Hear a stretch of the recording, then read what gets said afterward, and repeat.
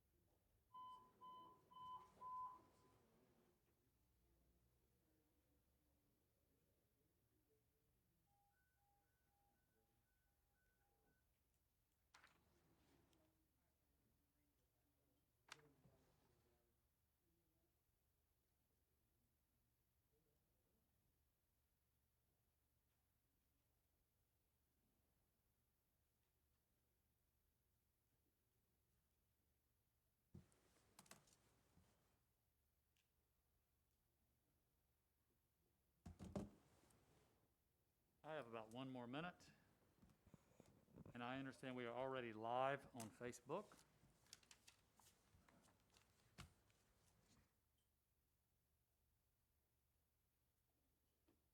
It was less than a minute because I now have 7 p.m.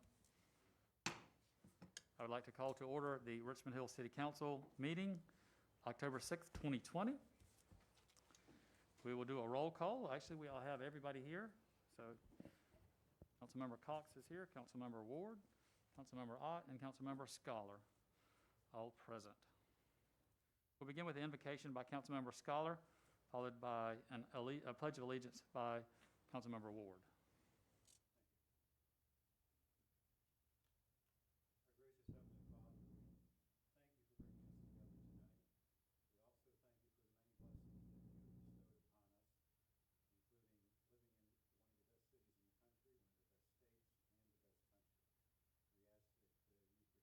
and women overseas.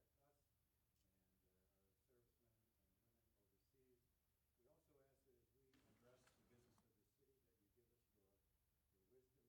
Jesus' name. Amen.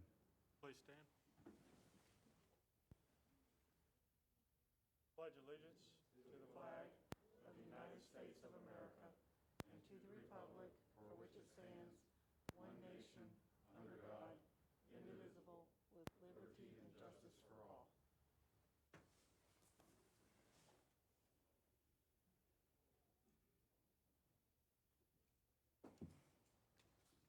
The following is a statement by the City of Richmond Hill in regards to racial matters and answers questions that have been posed as to the status of what we are doing to deal with racism in Richmond Hill.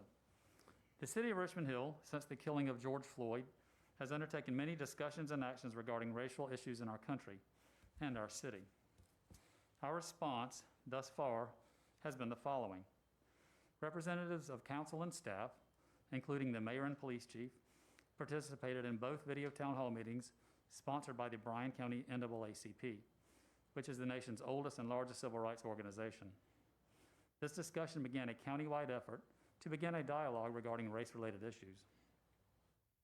Number 2, participation in a cultural and diversity task force that is meticulously researching racial equity and advancement on 3 fronts: economic development, education, and criminal justice.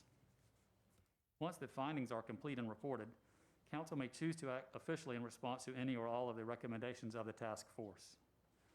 Number 3, a small group dialogue with community activists and other religious leaders regarding race. Number 4, we're working with the VFW on the design of a statue honoring Richmond Hill citizens who fell in battle. This would include at least 2 African Americans. And also, that will morph into a historical research committee. This effort includes local historians Dr. Karen Bowles and Mr. Donald Singleton, among others. It will be working with the Richmond Hill Historical Society and will continue to gather the stories of the extensive cultural contributions of African Americans in Richmond Hill. We will continue to work with the NAACP and other trusted community partners to advance what we believe is a remarkable history of acceptance and togetherness amongst all races in our excellent city. The work ahead is both immediate and long-term. We believe that focusing all of our efforts to local initiatives and not becoming embroiled in the strife and division found in other cities will serve this community best. We are a peaceful town, and we want to remain that way. The road is unpaved and without signage. However, we know the right direction that moves us forward together as a community. It is a path that values all races' unalienable right to equality, acceptance, and inclusiveness. Council and city staff are committed to the Richmond Hill community and will continue to mindfully foster inclusive initiatives for all voices. Thank you. Next on the agenda is the Domestic Violence Awareness Month proclamation, and I will move to the podium.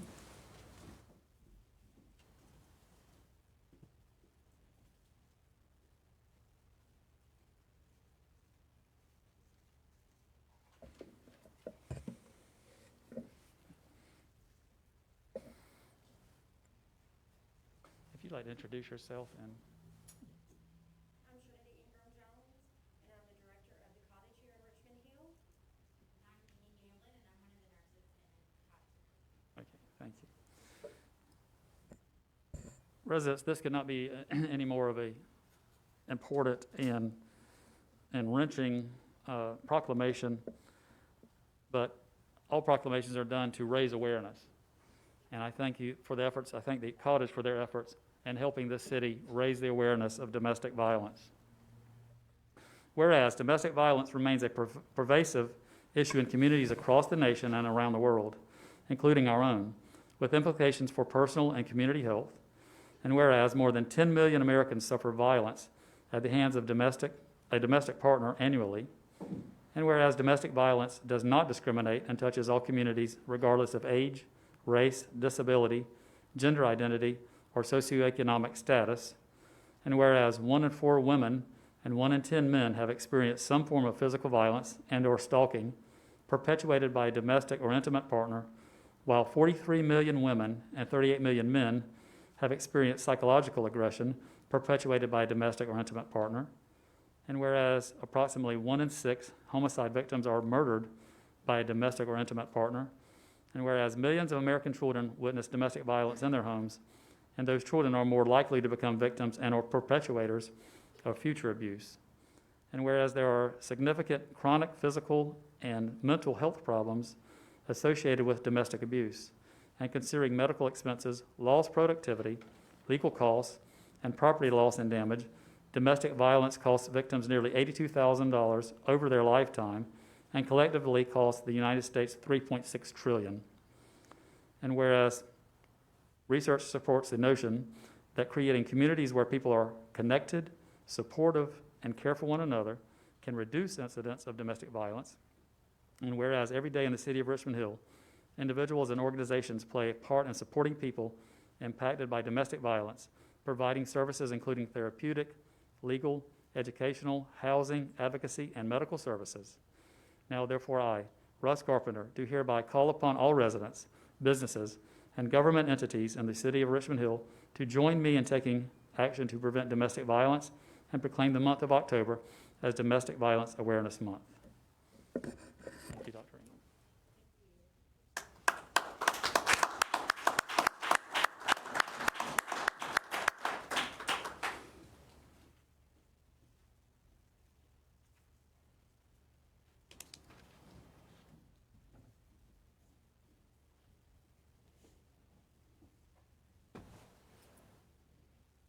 I will now turn over the service, our meeting, to Fire Chief Brendan Green.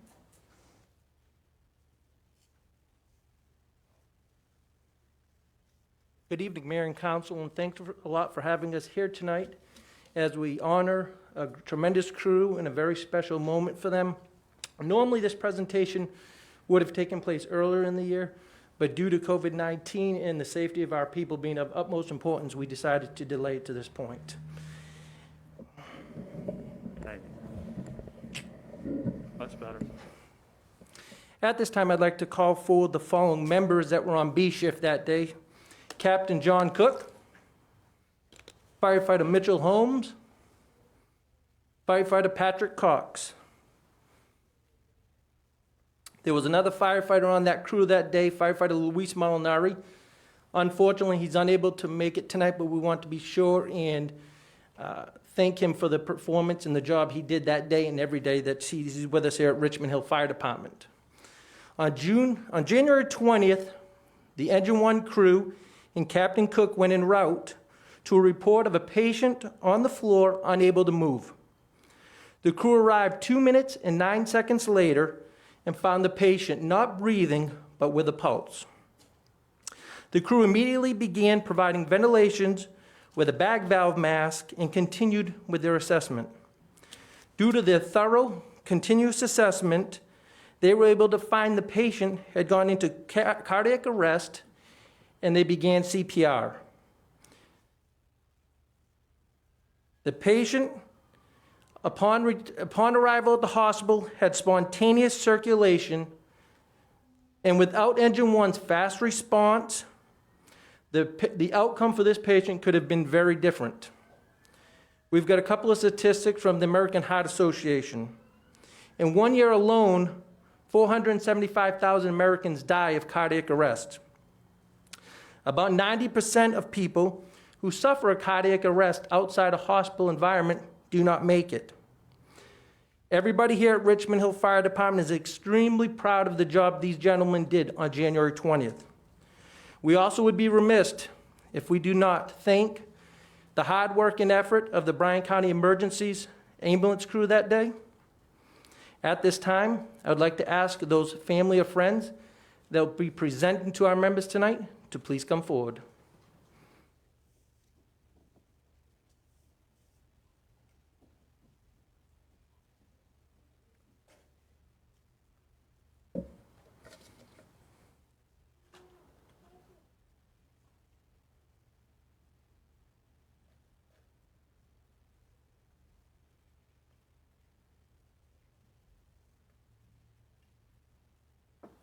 Tonight, each member will be presented a life-saving medal and the commendation bar that goes with it. Criteria for earning the life-saving medal. To receive the life-saving medal, the firefighter must be a member of a department who is principally involved in saving the life of another person and whose personal actions were directly responsible for the life-saving act.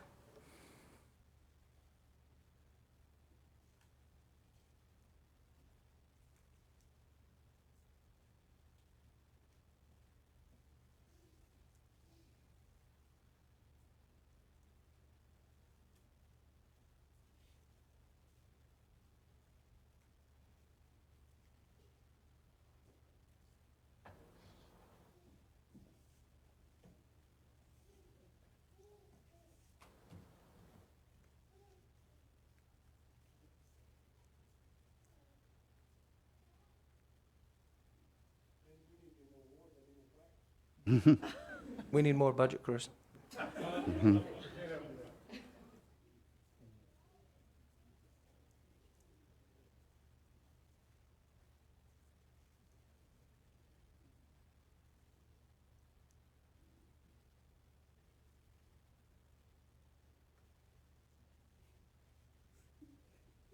On behalf of everybody at Richmond Hill Fire Department, I want to sincerely thank you guys for the hard work and dedication on January 20th and the hard work and dedication you guys show throughout every day that you're on shift.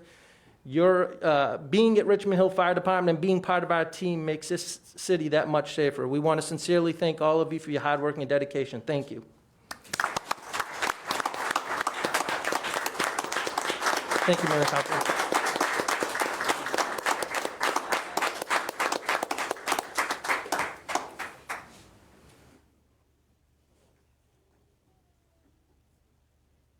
Thank you, Chief, and all those for the Richmond Hill Fire Department. Council, you have in your packet the consent agenda, which approves minutes of their meeting on September 1st, the Public Facilities Authority meeting, September 1st, the workshop, September 15, and the July financials. Is there a motion to approve the consent agenda? Motion to approve by Councilmember Scholar. Is there a second? I'll second. Second by Councilmember Ott. All in favor? Aye. Aye. The motion carries. Next up is Planning and Zoning. Scott Allison.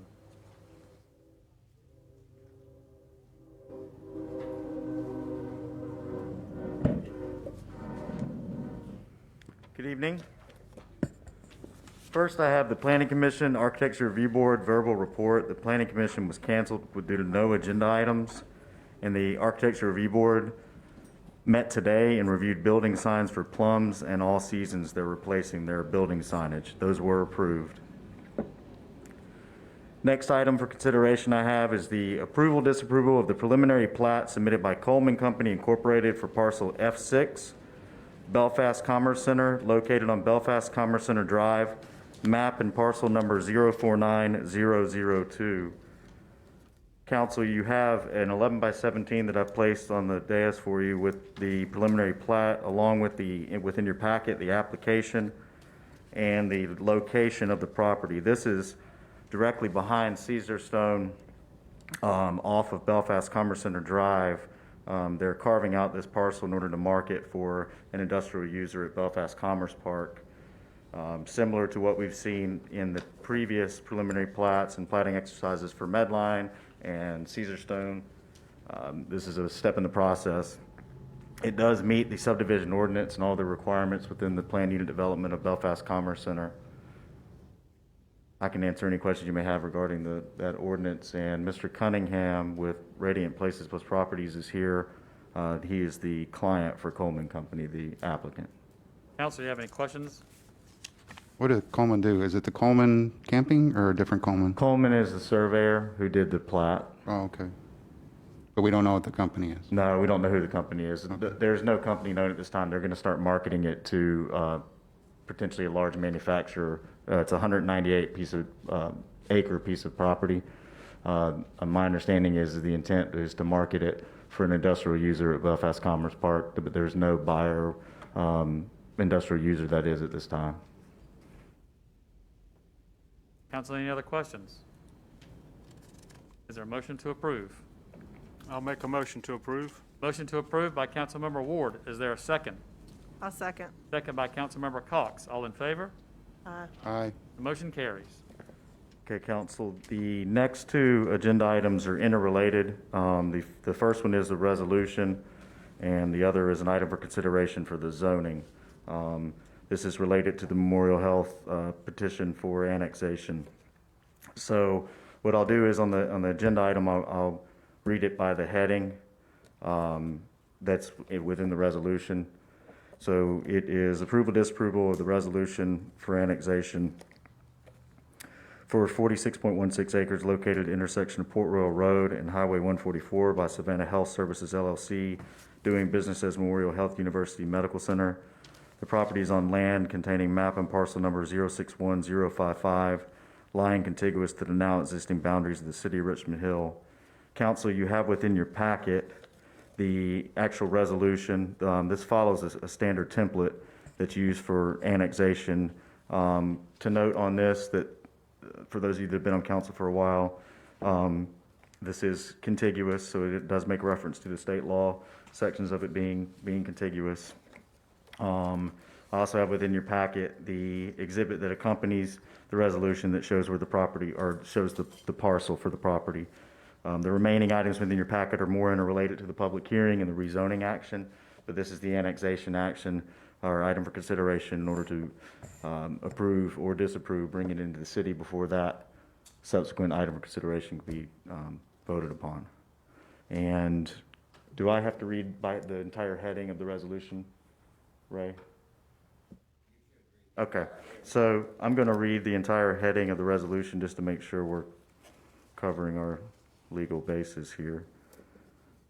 Bear with me, sorry. Okay, it reads, a resolution of the City Council of the City of Richmond Hill, Georgia, the governing body of an unincorporated municipality, accepting the application of Savannah Health System LLC, doing business as Memorial Health University Medical Center, for the annexation of attractive land containing 46.16 acres lying contiguous to the now existing boundaries of the City of Richmond Hill, Georgia, to set an effective date and for other purposes. Just for clarity as well, all of the other state law requirements and annexation requirements as far as notice to the county and everything has been accomplished. Next step for staff is a couple more things if it is approved for the Department of Community Affairs. Council, remember you have had 3 weeks to raise any objections or concerns about this, but nonetheless, do you have any other issues or concerns with this request? Will Port Royal still remain a county road, even though it's right next to? So during our service delivery strategy negotiations with the county, as it sits in draft format, Port Royal would be a county road. But once a property is annexed on both sides, there is some purview that the city has per state law. So there will be involvement and working in conjunction with the county, between the city and the county and the state for that Port Royal interchange. But there's a major portion of Port Royal past this area that's be annexed that is not annexed on both sides. So essentially from the entrance to Publix off Port Royal, all the way to Harris Trail, I apologize. That would be outside of our area of purview. It would be, because it's not annexed on both sides right there. But having this annexed on both sides at this corner, we have more involvement, for lack of better words. If I may help you, Councilman, where the city annexes property on both sides of the county road, the city must take over the street by virtue of the Georgia code and the Georgia law. And the only way that would differ would be where there's an agreement between the city and the county. Okay. Does that make it clear? Yes, sir. Thank you. Yes, sir. City manager level, can you provide what the benefits would be for annexing this as far as tax money is concerned? Well, we don't have the full investment from this point. However, I think if you assume a $20 million investment at 40% assessed value, it's $800,000 at our typical millage rate, about $35,000. That's the property tax. That's the property tax, yes. And then our occupation tax capped at 5,000 right now. Occupation tax, there'll be a fire fee, that'll be included in that. Okay. Last question. This hasn't been talked about, but has anybody talked to Chief Howell about this facility being put in here and how it would change his capacity to support the community as far as the ambulance service is concerned? The county, I'll answer that. The county has been notified from the time we first began negotiating with Memorial that this was coming. So we would assume that the county has done their due diligence and spoke with Chief Howell. Have we also done that though, Mayor? I've had a conversation with Chief Howell at our disaster resiliency planning meeting, or just informed him that this was on the agenda. He already knew about it, but we didn't get into specifics. It's way outside of my wheelhouse to talk emergency services with them.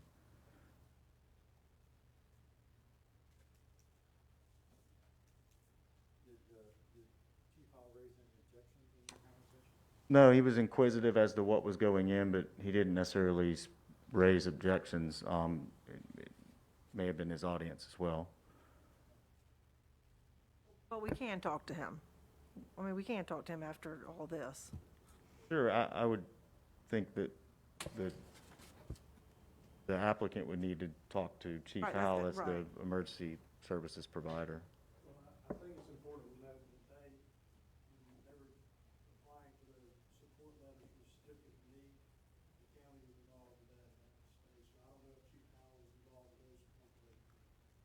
Well, I think, and is it not fair to say that whether it was annexed or not, would either be in the county or the city? If it was in the county, Chief Hall would have a direct involvement.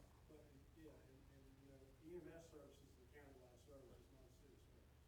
So no matter who comes or who builds, the county, it's incumbent upon them by law that they have to serve that facility and every other facility that may be built.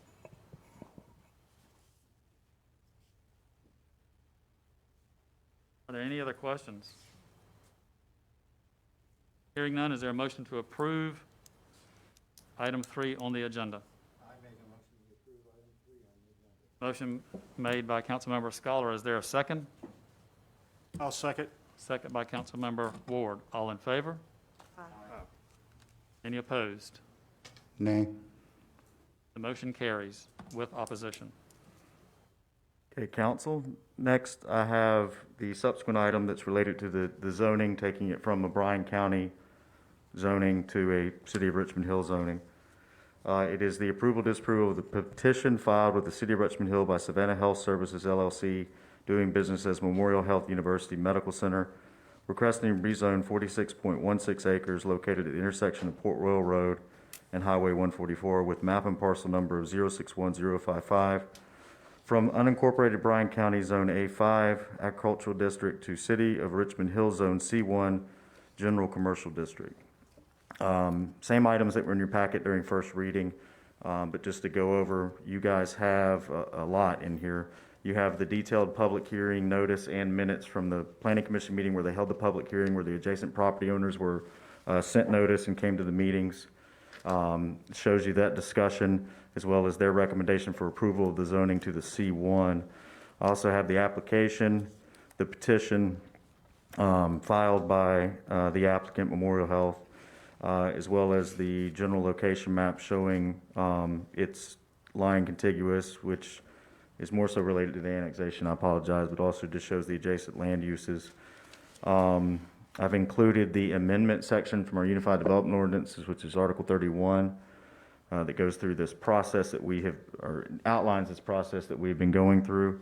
And lastly, I have within your packet the commercial district section from our Unified Development Ordinance, Article 7, that shows you the C1 general commercial designation, along with all of the uses that are either permitted or conditional within that designation.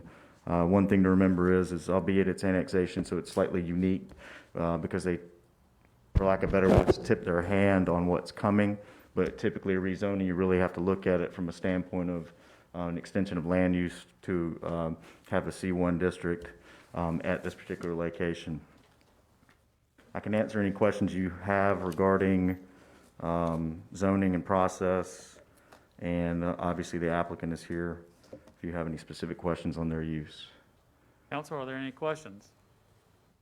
So the C1 zoning is the same as across from Publix then? Am I Yeah. understanding that? So right now, Publix is actually a planned unit development, but the commercial uses within that are uses that are fitting with the C1 district. So it's not exactly C1 next door because it's a PUD, but within that PUD, it's a commercial designation.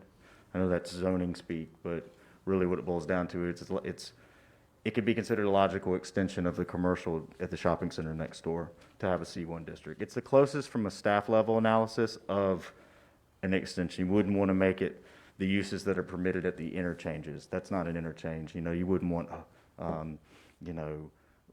hotel motels and things that cater to the traveler at that location. So the general commercial district is what's most fitting. Okay. I have something, not necessarily a question, but I just want to make sure that moving forward with that under 31.3, that we're mindful of the M1 and the N about the noise and the lights Sure. and the, Yeah. and then N is about, me and my flooding issues, about the water being retained on that property and not draining off then and going into Rabbit Hill. So Yeah, I just want to well, make that, Absolutely. those two on that whole list were important to me. Just for reference, council, you have it in your packet. The M1 is related to any adverse traffic noise, environmental type issues, and N is related to stormwater runoff. Our ordinance requires that the stormwater be handled on-site, and any runoff can't exceed what was their pre-development stage. The water actually goes out to Port Royal behind Publix and into Sterling Creek on the other side of McDonald's in that location. So it's an easy downstream analysis that the engineers can do. I say it's easy, I don't have to do it, but it's known that there's a master detention in that area. Our ordinance, along with our permits for the EPD, will ensure that we make them do that. Don't want anybody flooding as a result No. of, Absolutely understand. Regarding the noise, what happens if Memorial wants to put a helipad in there for helicopters? Once you get into some of the helipad issues, it triggers it being the conditional land use regarding hospitals. The applicant's aware of that. And it involves going before Planning Commission for approval and/or specific conditions placed upon that particular potential nuisance, and how that can be properly regulated, monitored, accounted for, that type of thing. Mark, my answer to that would be that it can be mitigated.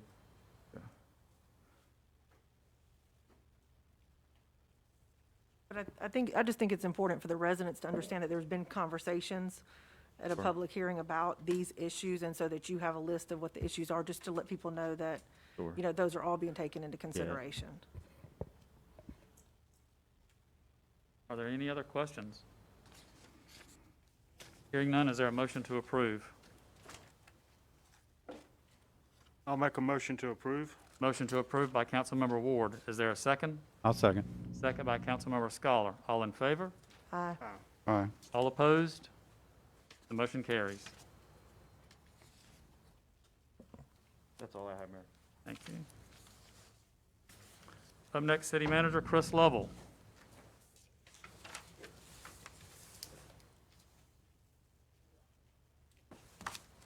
Good evening. I'll try to make this relatively quick. We've got a few appointments that we need to approve. We mentioned in the workshop that we were appointing Ethics Committee members. Christy Balbo obviously is willing to renew. So I'd like to do an approval, disapproval of the appointment of Christy Balbo to serve as the member of the Richmond Hill Ethics Committee for a 2-year term to expire September 2022.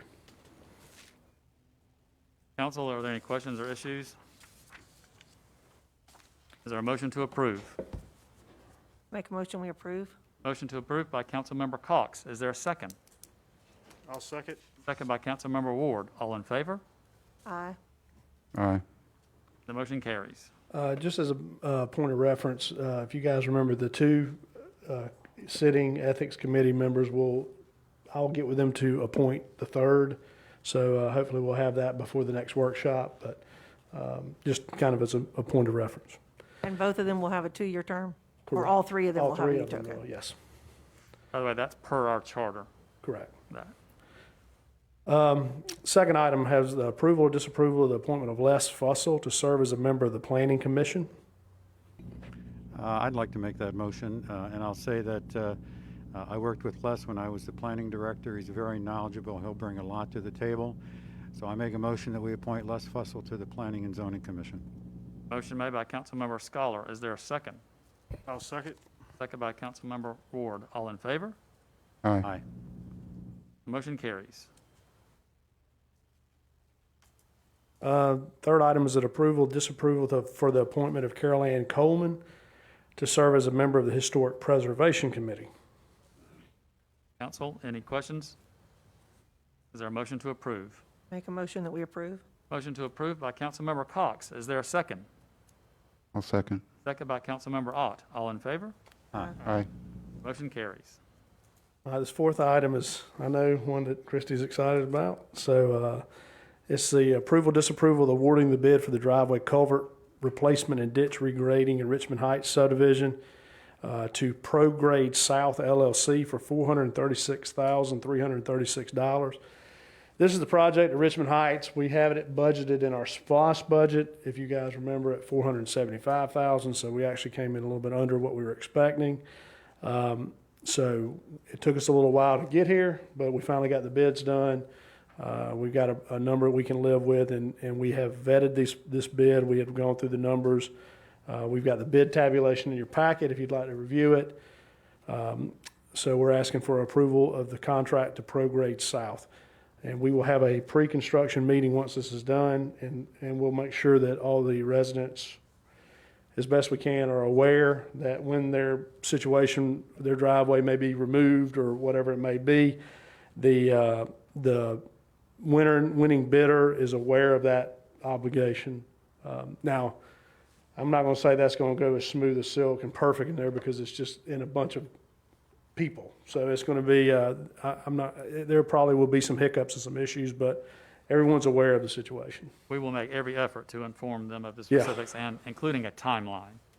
I think that's easy enough. I have a question and a Sure. comment. First, I appreciate the tabulation on Right. the bids. Thank you, Scott, because I brought that up to him. Then the second question is, when we approve this, how soon will the contractor be able to get started? We'll let them know tomorrow. I would probably not bet it'll be over 30 days, less than 60. There'll be some locates that we have to do, and it'll probably be methodical as we go through it, but I can give you a rundown once we get a firm date. Okay. Council, any other questions? Is there a motion to approve? I make a motion that we approve. I'll Motion second. made by Councilmember Cox. Is there a second? I'll second. Second by Councilmember Ott. All in favor? Aye. The motion carries. Long time coming. Yes. I've got the approval, disapproval of a funding resolution to finance the new Doosan DX 140 excavator and all the attachments in an amount not to exceed $158,000 from South State Bank. This is another step in the process of financing. So this is the actual resolution that's approving the specific bank with the specific vendor, and gives me and Mayor and some, Dawn, some authorities to execute the documents. Let it be known that Councilmember Ward is recusing himself from this consideration. Council, any questions about agenda item number 5? Hearing none, is there a motion to approve? I'll make a motion, we approve. Motion to approve by Councilmember Scholar. Is there a second? A second. Second by Councilmember Cox. All in favor? Aye. The motion carries. Okay, Mayor and Council, last item I have is the approval or disapproval of a resolution to declare certain equipment as surplus. This is all PD equipment. These are vehicles that are absolutely shot. We have gotten all the good we can get out of them. Some of them have been scrapped down for parts. The rest of them are we hope to get some more money out of an auction than we would at hauling them to a scrap yard. So I just need you guys to declare these items as surplus so we can get rid of them. Council, any questions, concerns? How many cars do we have right now? 1, 2, 3, 4, 5, 6, 7, 8, 9, 10, 11, 13. And have they already been replaced, or are they going to be replaced? They are already replaced. These were backups as we were kind of moving through. If you guys remember when COVID hit, we delayed buying some units, and so we filled in with some backups, which are some of these that were pretty much shot. But you will have at the next workshop an item to consider for the SPOS purchase. We're coming back before you to replace not only these, but some of the ones that need to be replaced in the fleet. So we'll have about 15 units to be bought by November of this year, at the November meeting. We're going to talk about in the November meeting, but when will we get the cars, and does it affect our state certification for the police right now? No, it does not. But to answer your first question, when we have our workshop on the middle of this month, I will turn Captain Fowler loose to go negotiate based on whatever number we talk about at the workshop. Once he gets it finalized before the November meeting, I will have it to you guys to finalize the actual amount that we're spending on the November meeting. The day after that, we'll probably close on the cars. They'll be ready. All right, because I know the state certification is important due to the insurance and everything, that we keep the mileages low on the vehicles and things like that, correct? Yeah, we're good. We're good. We're on that. good? Yeah, Okay. we're good. Council, any other questions? Is there a motion to approve? Make a motion, we approve. Motion to approve by Councilmember Cox. Is there a second? I'll second. Second by Councilmember Ward. All in favor? Aye. Motion That's all I carries. have. Thank y'all. Communications, our annual bulk trash pickup, postponed from the spring, is this week for the city of Richmond Hill. Please check our website and social media for more details. You can probably tell some of our streets are looking really junky, but that's a good way to clean up our city. Also, the city will be hosting a Treats for Eats, that's a very catchy name, title, Treats for Eats event on Saturday, October 24th, from 1 to 4 p.m. in J.F. Gregory Park to gather food donations for Elios and Way Station food pantries. It will be a family-friendly Halloween event. It will be COVID-friendly as well. Every costume child bringing food donations will receive a treat bag filled with goodies from area businesses. Once again, see our website or Facebook page for more details. We have a couple of public comments. First up is Mr. David London.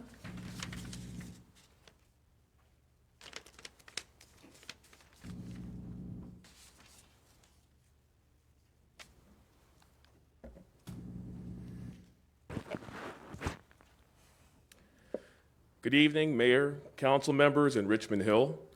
My name is Dave London, and I'm coming before you tonight to reference the request for the city resolution that Black Lives Actually Do Matter and the other initiatives that were recommended to the city at the July City Council meeting.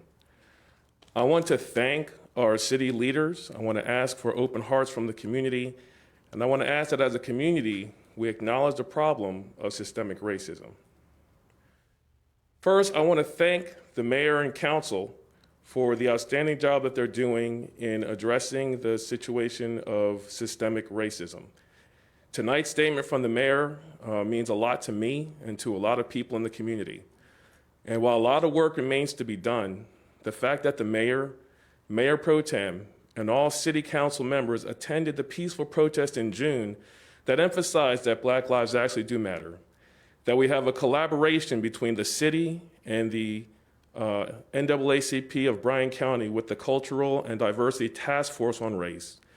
And the fact that I continue to receive positive feedback and not criticism as I come and present community issues before City Council says to me that this is a conversation that continues to move forward in the community. Next, I want to ask that both this body and the community at large respond to the many calls to dismantle systemic racism with an open heart and open ears, rather than with fatigue or irritation or frustration. The calls for change are sincere and heartfelt and are not intended to point a finger of blame at anyone in particular. You might not see what I see, but please continue to have the discussion and be willing to give the benefit of the doubt to those that live with the pains of systemic racism. Lastly, I ask that you would acknowledge the problem called systemic racism. There are a lot of disparities between Black families and white families in America, in our community, when it comes to housing, salary, education, business opportunities, employment, the number of supervisors in city government, and political representation. These disparities exist today because of the long history of race in our community and nation. I don't have the solution. I don't know that any individual in this room or on the live video does either. But if we continue the conversation, my prayer is that we will develop real solutions for our community here. Thank you for your time and have a great evening. Thank you, Mr. London. Next up, we have Ms. Doris Purser.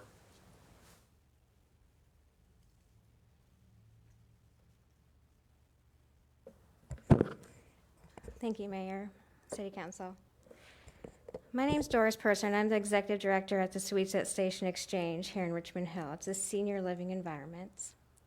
I'm here to say why I feel it would be beneficial to have an ER in Richmond Hill. First, let me say, I don't see my job as a job, okay? I come in every day, see my extended family. I get the privilege of loving, learning, and caring for the elderly in this area. Station Exchange can house up to 60 elderly residents, and Magnolia Manor up to 90. That's 150 elderly lives this ER would benefit if it was in Richmond Hill. Are you aware that it's about 200 million brain cells die every minute during a stroke? Let me give you a scenario. It takes about 10 minutes for Bryan County Emergency Services to come to Station Exchange. Now, we'll add an additional 15 minutes for that EMS crew to assess the patients, get them loaded, and then around 28 minutes to the closest ER. This totaling close to an hour. However, EMS crews have the ability to maneuver through the traffic and bypass traffic lights as best as possible, possibly cutting that time in half to 30 minutes. Best case scenario with little traffic, which we all know doesn't happen often. That 30 minutes equals 60 million brain cells. That's a significant decrease in the quality of life and could very well be the end of a life. Once again, this is just concentrating on strokes. I haven't even mentioned cardiac disease, trauma from falls, or any other emergency care our elderly may require, which is a lot. So maybe the question shouldn't be, what are the benefits of having an emergency room in Richmond Hill? Maybe it should be, what do we have to lose? Our parents, our aunts, our uncles, our brothers and sisters, even our children. Their quality of life, their memories, and God forbid, their actual lives. That's what we have to lose. Time is of the essence, especially when it comes to the care of the elderly. Thank you. I appreciate your time. Thank you, Ms. Purser. That's all the public comments. Council, is there a motion to adjourn? I'll make a motion to adjourn. Motion to adjourn by Councilmember Ward. Is there a second? Second.